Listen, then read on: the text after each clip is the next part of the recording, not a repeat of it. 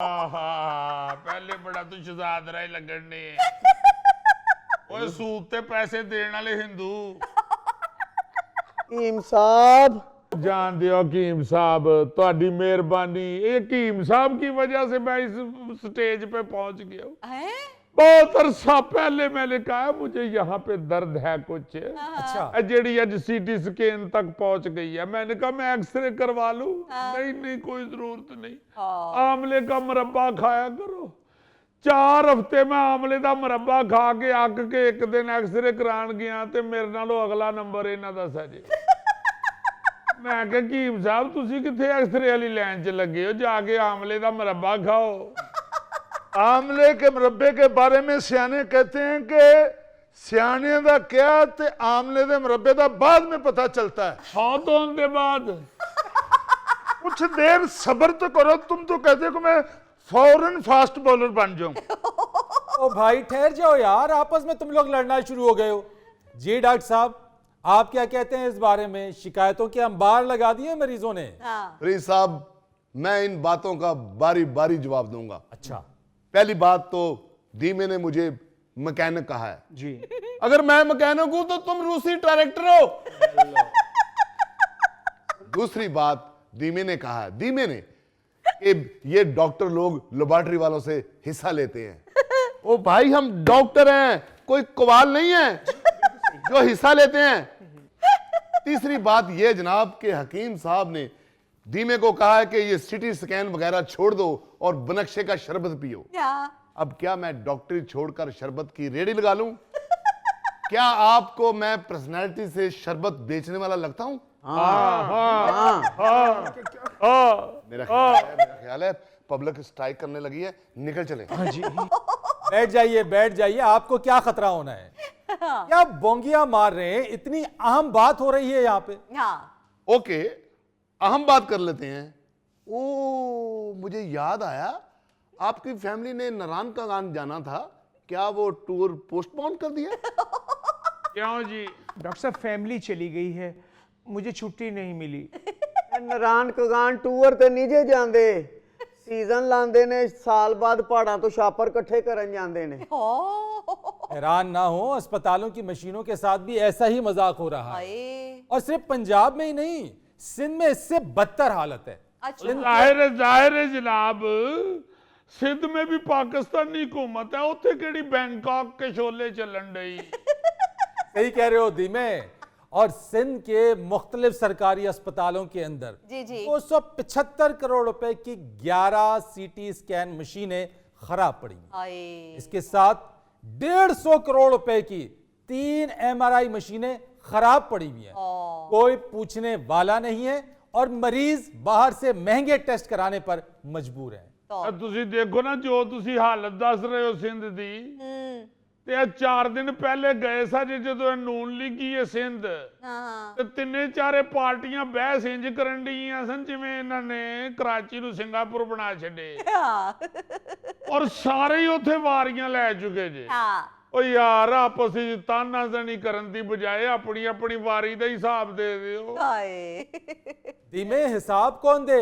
ये कोशिश ही नहीं करते, और कोशिश करते हैं तो उसमें भी फ्रॉड ही होता है।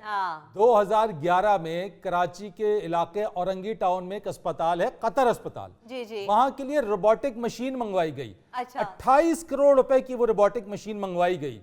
उसके लिए लोगों को बाहर ट्रेनिंग लेने के लिए भेजा गया, टेक्नीशियंस को।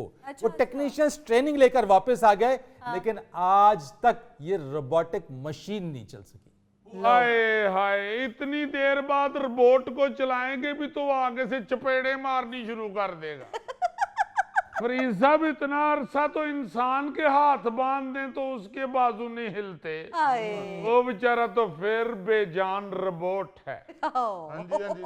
हुण ते उस रोबोट नूं ठीक करा के भी ओदा बटन दबाणगे ना ते उन्हें अगों कहना मेरी बैटरी बह गई, मेरी बैटरी बह गई, मेरी बैटरी बह गई।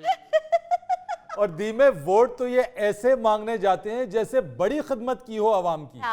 ये सिंध हुकूमत आवाम दी पता है किवें खिदमत कर दीजिए। ऐसे धीमे? एक मिनट,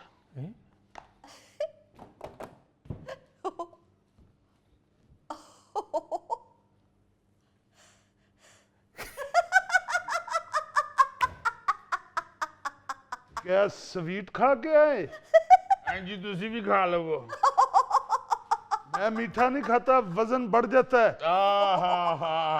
पहले बड़ा तू शहजाद राय लगन ने ओए सूत ते पैसे देने वाले हिंदू। ਹੀਮ ਸਾਹਿਬ ਤੁਹਾਡਾ ਵਜ਼ਨ ਸਿਰਫ ਖਾਣ ਪੀਣ ਨਾਲ ਹੀ ਨਹੀਂ ਹਰ ਤਰ੍ਹਾਂ ਹੀ ਵੱਧ ਜਾਂਦਾ ਹੈ। ਹਾਏ ਹੀਮ ਸਾਹਿਬ ਨਹਿਰ 'ਚ ਛਾਲ ਮਾਰਨ ਤੇ ਸਾਰਾ ਪਾਣੀ ਚੂਸ ਲੈਂਦੇ ਨੇ, ਮੁੜ ਕੇ ਇਹਨਾਂ ਕੋਲੋਂ ਬਾਹਰ ਹੀ ਨਹੀਂ ਨਿਕਲਿਆ ਜਾਂਦਾ। अच्छा मसला मशीनों का नहीं, बद इंतजामी है जी। यानी अस्पताल में ये भी देखने में आया है कि एक बेड के ऊपर 3-3 मरीज लेटे हुए हैं। 4-4 जी 4-4। ਹਾਏ कई दफा 4 मरीज ऑपरेशन करा के इको बेड पे लेटे हुए हैं। ਓ खांसता है एक है, बाकी तीनों को धमक के साथ खामखा दर्द हो रही है। अच्छा, और ये भी है कि उसी अस्पताल के अंदर दूसरे वार्ड में बेड खाली पड़े हुए हैं। ਲੋ भाई वो वार्ड किसी और मुल्क का है, वो बेड कहीं और पड़े हुए हैं उसी अस्पताल में। हाँ। अगर एक अस्पताल में बेड्स की कमी है और वार्ड खाली है, बेड खाली है, तो जो मरीजों को जरूरत है आप वो बेड उन मरीजों को दे दें। ਬਿਲਕੁਲ ਸਹੀ। जी वो वीआईपी वार्ड होती है बाबूजी, जब किसी बड़े लोग का फोन आता है तो फिर उधर मरीज को लौटाते हैं। बहुत अच्छे। तुसी क्यों वीआईपी गल कर रहे हो? तुसी किहड़ा फक दी थां दलिया खांदे? वीआईपी से मुझे याद आया कि मेरा बड़ा जी चाहता है कि मैं बिजनेस क्लास में सफर करूं।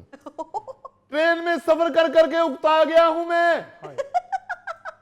खबर ना करें डॉक्टर साहब, ये भी आप करते हैं। काफी मेडिसिन कंपनियां करवाती हैं आपको वीआईपी सफर। ਓ और खुददार फरीद, ये सारे झंझट से जान छुड़ाने का एक ही तरीका है। जी दसो झंझट साहब। गवर्नमेंट हमें सपोर्ट करें। अच्छा हमें कोई मशीन नहीं चाहिए, अच्छा। हम सिर्फ मरीज की आंखें देखते हैं और उसको कहते हैं जरा खांसे, हमें पता चल जाता है कि इसको क्या नुक्स है। उसके खांसने से हमें पता चल जाता है कि इसके फिफरे काम नहीं कर रहे। अच्छा हम उसको कहते हैं कोई सिरप नहीं पीना, कोई दवाई नहीं खानी, तिल और शक्कर मिला के दोनों खाने हैं और उसको अल्लाह शिफा देता है। हाँ जी हाँ जी हाँ जी। और तुहानू भी अल्लाह शिफा दे देंदा है। मैं खंघिया ते मैनू आंदे ने तिल ते शक्कर मिला के पीविया कर। मैं कहा जी तिल कित्थों मिलणगे? कहंदे ने कुलचियां दे उत्ते नहीं लगे हुंदे, नाना दे उत्ते। उथों 6 दर्जन नान ले आओ, ना तो तिल ला के ते तू खा ले ते नान मैनू दे जा। ਉਹ ਮੈਂ ਨਾਨ ਦੇਣ ਗਿਆ ਤੇ ਕਹਿੰਦੇ ਨੇ ਖਾਲੀ ਨਾਨ। ਮੇਰੀ ਨੂੰਹ ਨੇ ਅੱਜ ਕੁਝ ਪਕਾਇਆ ਨਹੀਂ ਸੀ। ਮੈਂ ਕਿਹਾ ਜੀ ਪਕਾਇਆ ਸੀ ਤੇ ਕਹਿੰਦੇ ਨੇ ਉਹ ਹਾਂਡੀ ਵੀ ਚੁੱਕ ਲਿਆਂਦਾ।